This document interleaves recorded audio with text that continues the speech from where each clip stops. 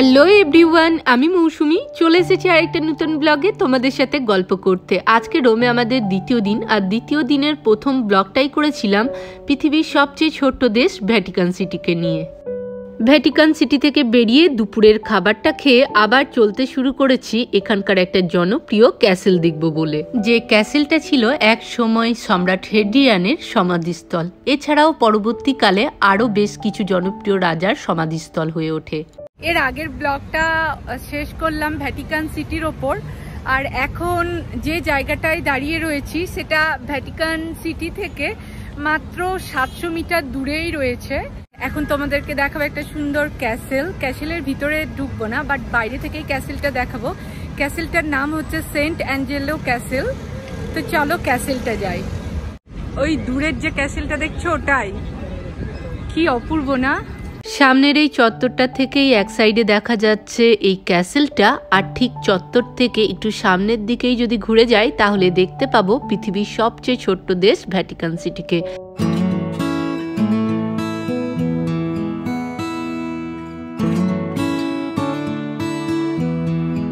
এখানে দাঁড়িয়ে আমার ভাবতেই অবাক লাগছে যে ঠিক আমি যেখানে দাঁড়িয়ে আছি সেখান থেকে মোটামুটি 600 মিটার দূরে দাঁড়িয়ে রয়েছে পৃথিবীর অন্য আরেকটা দেশ, আর আমি দাঁড়িয়ে রয়েছি পৃথিবীর অন্য আরেকটা দেশে। মানে এই যে অনুভূতি, এই অনুভূতি বলে বোঝানো যাবে না।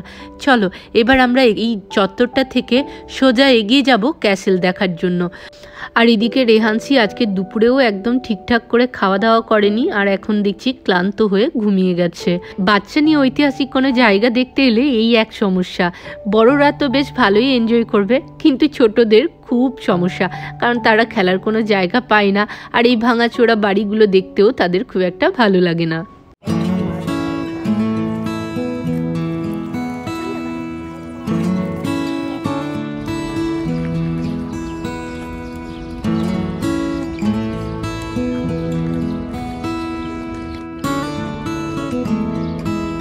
ক্যাসেলটার ভিতরে ঢুকতে গেলে এন্ট্রি ফি লাগে আমি যতদূর সম্ভব জানি, বাট এই যে জায়গাগুলোতে হাঁটছি সেগুলো জনসাধারণের জন্য।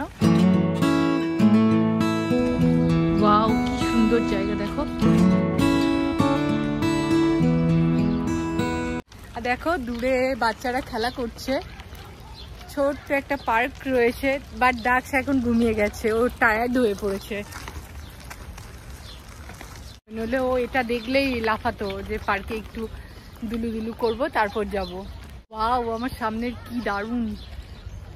আমরা এখন ক্যাসেলটার একদম পিছনের দিকটা দেখছি। আসলে ক্যাসেলটাকে ইউ শেপ টার্ন করে আমরা রাস্তায় হেঁটে যাচ্ছি।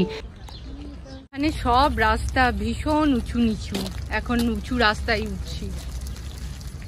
এই ক্যাসেলটা নির্মিত হয়েছিল 135 থেকে 139 খ্রিস্টাব্দে। ইউরোপের বিভিন্ন জায়গায় দর্শনীয় স্থানগুলোর ঠিক কাছেই এইরকম বিভিন্ন রকমের স্ট্রিট আর্টিস্টগুলোকে পারফর্ম করতে দেখবে। এই ক্যাসেলটার এক পাশে রয়েছে টাইবার নদী। আমরা ইতিহাসের পাতায় কিন্তু এই টাইবার নদীর উল্লেখ পেয়েছি। আজকে এই ক্যাসেলের সাথে ঘুরতে যাব মাউথ অফ ট্রুথ, সির্কো মার্সিমো আর ইটালির একটা পিরামিড দেখতে, যা এই ব্লগে ইনক্লুড থাকবে। আমি এখন যে ক্যাসেলের সামনে দাঁড়িয়ে রয়েছি সেটা হচ্ছে রোমের একটা ক্যাসেল। ক্যাসেলটার নাম হচ্ছে সেন্ট অ্যাঞ্জেলো ক্যাসেল। আর এই ক্যাসেলটা বিভিন্ন সময় বিভিন্নভাবে ইউজ হয়েছে, মানে কখনো জেলখানা হিসাবে, কখনো কোনো সময় দুর্গ হিসাবে, আবার কখনো বিভিন্ন রোমান সম্রাটদের সমাধিস্থল হিসাবে। বর্তমানে এখন যেটা ব্যবহৃত হচ্ছে সেটা হচ্ছে এটা একটা মিউজিয়াম হিসাবে ব্যবহৃত হচ্ছে।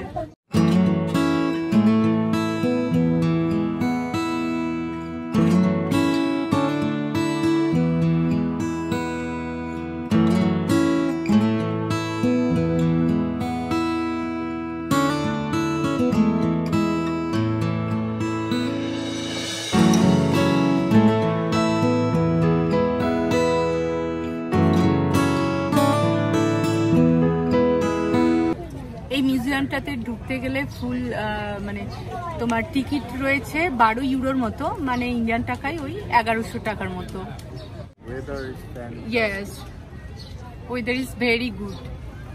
এই ক্যাসেলের সামনেই রয়েছে একটা ব্রিজ, যার নাম রয়েছে দ্য ব্রিজ অফ অ্যাঞ্জেলস। এই ব্রিজটার এরকম নামকরণের কারণ হচ্ছে এই ব্রিজে টোটাল 5টা 5টা করে 10টা অ্যাঞ্জেলসের মূর্তি রয়েছে, যেমনটা আমরা এখানে দেখছি। এই ব্রিজটারই এক সাইডে লম্বা হয়ে একটা সিঁড়ি নিচে নেমে গেছে, যে সিঁড়িটায় নামার শেষে রয়েছে একটা রাস্তা, যার পাশে রয়েছে লম্বা একটা প্রাচীর।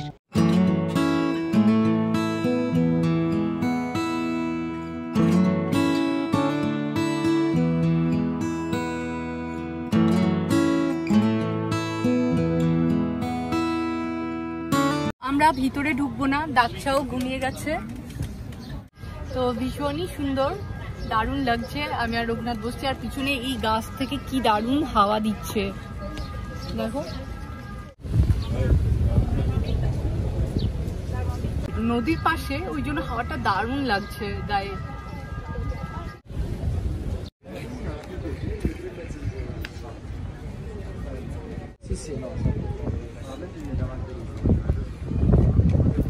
এই ক্যাসেলটা রয়েছে টাইবার নদীর ডান দিকে। টাইবার নদীটার ওপর একটা ব্রিজ রয়েছে, সেই ব্রিজে খুব সুন্দর সুন্দর অ্যাঞ্জেল দিয়ে সাজানো ব্রিজটা।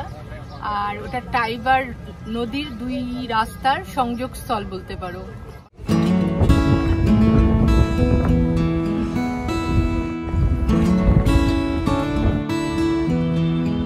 টাইবার নদী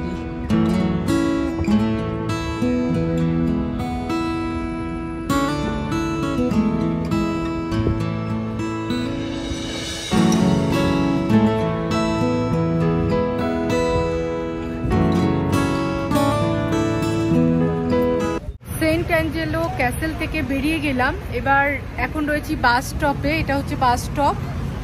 এই বাস স্টপ থেকে যাব একটা পিরামিড দেখতে। রোমের এখানে একটা পিরামিড আছে, সেটা দেখতে। এই ক্যাসেলটা থেকে বেরিয়ে আসার সময় দেখলাম বাচ্চারা গ্রিন কালারের বিভিন্ন রকমের কস্টিউম ড্রেস পরে এদিক ওদিক ঘোরাঘুরি করছিল। কালকে এখানে ন্যাশনাল হলিডে আছে, মেবি হয়তো সেই কারণেই চারপাশে কোথাও প্রোগ্রাম বা কোনো অনুষ্ঠান হয়ে থাকবে। চলো, আমরা তো এখন বাস স্ট্যান্ডে দাঁড়িয়ে আছি, আর এই বাস স্ট্যান্ডার থেকে যাব গ্যালভানি নামে আর একটা বাস স্টপে। সেখানে আছে পিরামিড, সেটা দেখার জন্যই। তারপরেও আরও 2টো জায়গা ঘুরতে হবে।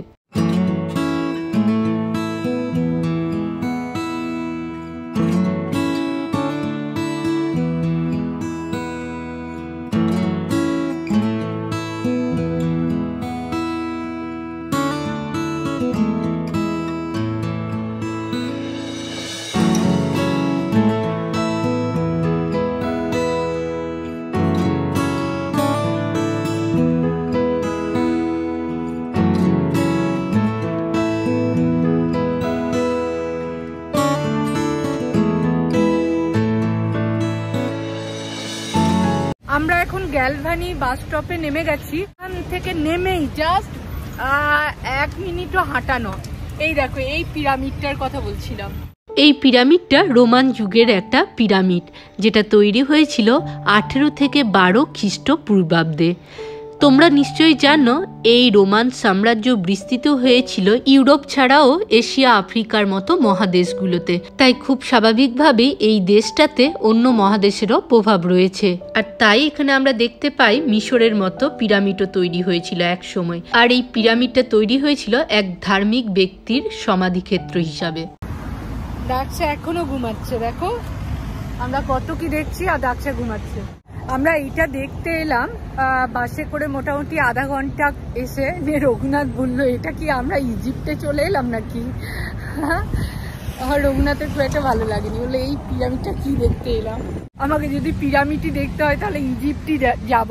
এখানে ভীষণ গরম, ভীষণ গরম, তো গরম লাগছে, ভালোই গরম লাগছে। এখন আমরা হেঁটে হেঁটে অন্য আরেকটা জায়গায় যাচ্ছি। কোন জায়গায় যাচ্ছি দেখি। এই পিরামিডটা থেকে নেক্সট যাব মাউথ অফ ট্রুথ দেখতে। আর দাক্ষা দেখো উঠে গেছে ঘুম থেকে। বাবাই, ওই দেখো তোমার সামনে পিরামিড, ট্রায়াঙ্গেল শেপ। এই পিরামিডটা থেকে আরো 2 কিলোমিটার গেলে পাবো রোমের অন্য আরেকটা দর্শনীয় স্থান, যার নাম মাউথ অফ ট্রুথ।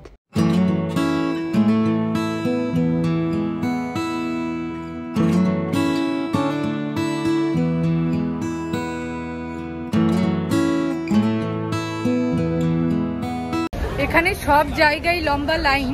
আমি এখন দাঁড়িয়ে আছি মাউথ অফ ট্রুথের সামনে, সেখানেও লম্বা লাইন।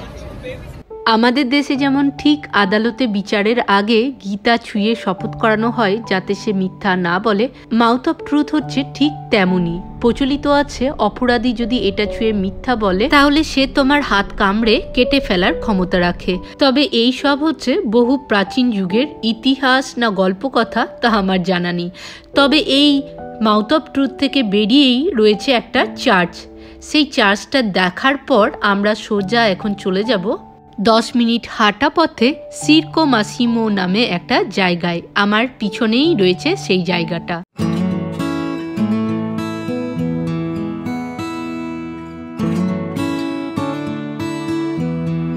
এই সিরকো মাসিমো জায়গাটা রোমের প্যালাটাইন এবং অ্যাভেন্টাইন দুটো পাহাড়ের মাঝখানের একটা জায়গা। আর এই জায়গাটা মানে এই যে বিল্ডিংটা দেখছো পুরনো, সেটাও রোমান সাম্রাজ্যের আমলেই তৈরি। আর সেটা এখান থেকে দেখে বুঝতে পারছো একদম ভাঙা চোরা বিল্ডিং, ধ্বংসাবশেষ বলতে পারো। আর তার পাশেই আছে দেখো সুন্দর রোমের পাহাড় দেখা যাচ্ছে দূরে।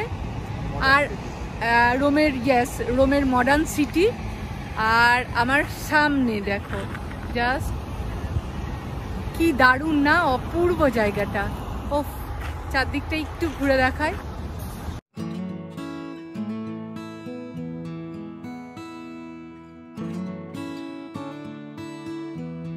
এখান থেকে কিছুটা হেঁটে মেট্রো ধরে আমরা আমাদের হোটেল চলে যাব। আর আজকের ব্লগটাও আমি এখানেই শেষ করছি। আবার অন্যদিন অন্য ব্লগে তোমাদের সাথে দেখা হচ্ছে। ততদিনে সবাই ভালো থাকবে, সুস্থ থাকবে। দেখা হচ্ছে পরবর্তী ব্লগে।